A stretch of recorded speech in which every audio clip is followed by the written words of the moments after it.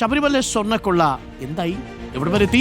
വിഗ്രഹക്കടത്ത് നടന്നു എന്ന മൊഴിയിൽ അന്വേഷണം എവിടെ വരെ ആയിരിക്കുന്നു? ഡീമണിയെ ചുറ്റിപ്പറ്റിയുള്ള ദുരൂഹതയും ഏറുകയാണ്. ഡീമണിയുടെ കയ്യിലെ ഒരൊറ്റ മൊബൈൽ ഫോണും പോലും ഇല്ല കേട്ടോ.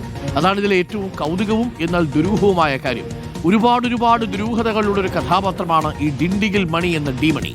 ഫസ്റ്റ് ഓൺ റിപ്പോർട്ടർ ഡീമണി തിരുവനന്തപുരത്ത് എത്തിയെന്ന് സ്ഥിരീകരിച്ചിരിക്കുന്നു SIT. തലസ്ഥാനത്ത് ആരെയൊക്കെ കണ്ടു, എവിടെയെല്ലാം പോയി എന്ന കണ്ടെത്താനുള്ള ശ്രമത്തിലാണ് ഇനി അന്വേഷണ സംഘം. പത്മനാഭസ്വാമി ക്ഷേത്രം സന്ദർശിച്ചതിനും സൂചനയുണ്ട്. അവിടെ പോയത് തീർച്ചയായും പത്മനാഭനെ കാണാനല്ല, പകരം പത്മനാഭന്റെ ഭാഗത്തു നിന്നുമുള്ള പഞ്ചലോഹ വിഗ്രഹങ്ങൾ അടിച്ചുകൊണ്ട് പോകാനാണോ എന്നുള്ളതാണ് SITയുടെ സംശയം. മണിയുടെ പേരിൽ ഒരു ഫോൺ നമ്പർ പോലും ഇല്ലാത്തത് ദുരൂഹമാണ്. അതുകൊണ്ട് ഫോൺ നമ്പർ ട്രാക്ക് ചെയ്തുകൊണ്ട് മണിയുടെ ലൊക്കേഷൻ നിശ്ചയിക്കുക ബുദ്ധിമുട്ടാണ്. തിരുവനന്തപുരത്തെ ഒരു ഹോട്ടലിൽ വെച്ച് പണം കൈമാറ്റം നടന്നിട്ടുണ്ടെന്ന പ്രവാസി വ്യവസായിയുടെ മൊഴി കേന്ദ്രീകരിച്ചാണ് അന്വേഷണം.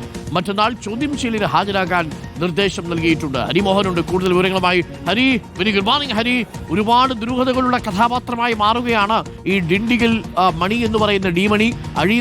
അറിയുന്തോറും ആഴം കൂടുന്ന ഒരു കഥാപാത്രം എന്ന് വേണമെങ്കിൽ പറയാം. അയാളുടെ കയ്യിൽ ഒരു ഫോൺ നമ്പർ പോലും ഇല്ല. മൈ ഫോൺ നമ്പർ ഈസ് 2255 എന്നൊന്നും പറയാൻ ഡീമണിയുടെ കയ്യിൽ ഒന്നുമില്ല. പക്ഷേ അത് പോലീസിനെ കുഴക്കുകയും ചെയ്യുന്നുണ്ട്. ഇയാൾ തിരുവനന്തപുരത്ത് വന്നിട്ടുണ്ടോ, തിരുവനന്തപുരത്ത് എപ്പോഴെത്തി, ഇത്തരം കാര്യങ്ങളൊന്നും സാങ്കേതികമായി തെളിയിക്കാനും കഴിയില്ല. പക്ഷേ നമ്മളിതാ സ്ഥിരീകരിക്കുന്നു, SITയും സ്ഥിരീകരിക്കുന്നു, ഡീമണി തിരുവനന്തപുരത്ത് എത്തിയിട്ടുണ്ട്. അയാൾ പത്മനാഭസ്വാമി ക്ഷേത്രത്തിൽ പോയിട്ടുണ്ട്. ഈ ഹോട്ടലിൽ എത്തി പണം കൈമാറ്റം നടന്നിട്ടുണ്ട് എന്ന മൊഴി ആണ് ഇനി അന്വേഷിക്കേണ്ടത്. കാര്യങ്ങൾ കൂടുതൽ സങ്കീർണമാവുകയാണോ? ഡീമണിയിലേക്ക് അന്വേഷണം നീളുകയാണോ?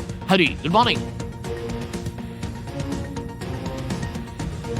Good morning Arun. തീർച്ചയായിട്ടും ഡീമണി തന്നെയാണ് ഇപ്പോഴത്തെ കേന്ദ്ര കഥാപാത്രം എന്നുള്ള കാര്യത്തിൽ SITക്കും സംശയമില്ല. അതിന്റെ അടിസ്ഥാനത്തിൽ നടത്തിയിട്ടുള്ള ചില പരിശോധനകൾ, അന്വേഷണങ്ങളൊക്കെ തന്നെയുണ്ട്. ഡിണ്ടിഗൽ കേന്ദ്രീകരിച്ച് നടത്തിയ ഇയാളുമായി വളരെ അടുത്ത ബന്ധമുള്ള ചില ആളുകളിൽ നിന്ന് ലഭിച്ച വിവരത്തിന്റെ അടിസ്ഥാനത്തിൽ SITക്ക് സ്ഥിരീകരിക്കാൻ കഴിയുകയാണ് ഇയാൾ തിരുവനന്തപുരത്ത് എത്തിയിട്ടുണ്ട്. മാത്രമല്ല, ഇയാൾ തിരുവനന്തപുരത്ത് ശ്രീപത്മനാഭസ്വാമി ക്ഷേത്രവും സന്ദർശിച്ചിട്ടുണ്ട്. ശബരിമല മാത്രമല്ല, ഇയാൾ കഴിഞ്ഞ ദിവസം ഇന്നലെയൊക്കെ തന്നെ മാധ്യമങ്ങളോട് സംസാരിച്ചപ്പോൾ പറഞ്ഞത് ശബരിമലയിൽ മാത്രമാണ് തനിക്ക് താൻ പോയിട്ടുള്ളത്, അവിടെ മാത്രമാണ് പരിചയം എന്നുള്ളത് മാത്രമാണ് ഡീമണി പറഞ്ഞിരുന്നത്. പക്ഷേ ശബരിമല മാത്രമല്ല, പത്മനാഭസ്വാമി ക്ഷേത്രത്തിലും ഇയാൾ സന്ദർശനം നടത്തിയിട്ടുണ്ട്. അതുകൂടാതെ തിരുവനന്തപുരത്ത് പ്രത്യേകമായും ഇയാൾ എത്തിയിട്ടുണ്ട്. അതുകൂടാതെ കേരളത്തിൽ ചില കച്ചവട ബന്ധങ്ങൾ തനിക്കുണ്ട്, അല്ലെങ്കിൽ ഇയാൾക്കുണ്ട് എന്നുള്ള കാര്യം മണിയെ കേന്ദ്രീകരിച്ച് നടത്തിയ അന്വേഷണത്തിൽ SITക്ക് സ്ഥിരീകരിക്കാൻ സാധിച്ചിട്ടുണ്ട്. അത് റിയൽ എസ്റ്റേറ്റ് ബന്ധമാണോ അല്ലെങ്കിൽ മറ്റേതെങ്കിലും കച്ചവടവുമായി ബന്ധപ്പെട്ട ബന്ധങ്ങളാണോ എന്നുള്ള കാര്യത്തിൽ SITക്ക് ഒരു അന്തിമ സ്ഥിരീകരണത്തിലേക്ക് എത്തേണ്ടിയിരിക്കുന്നു. പക്ഷെ ഒരു കാര്യം ഉറപ്പാണ്, ഡീമണിക്ക് കേരളത്തിൽ പരിചയക്കാരുണ്ട്, കച്ചവട ബന്ധങ്ങളുണ്ട്, ചില ഇടപാടുകൾ ഇവിടെ നടത്തിയിട്ടുണ്ട്.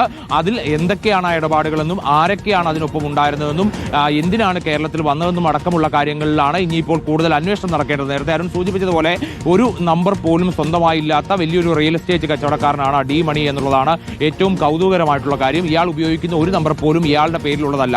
നേരത്തെ ബാലമുരുകന്റെ പേരിലുള്ള ഒരു നമ്പർ എന്നതുപോലെ മറ്റ് നമ്പറുകൾ മറ്റ് ആളുകളുടെ പേരിലുള്ളതാണ്.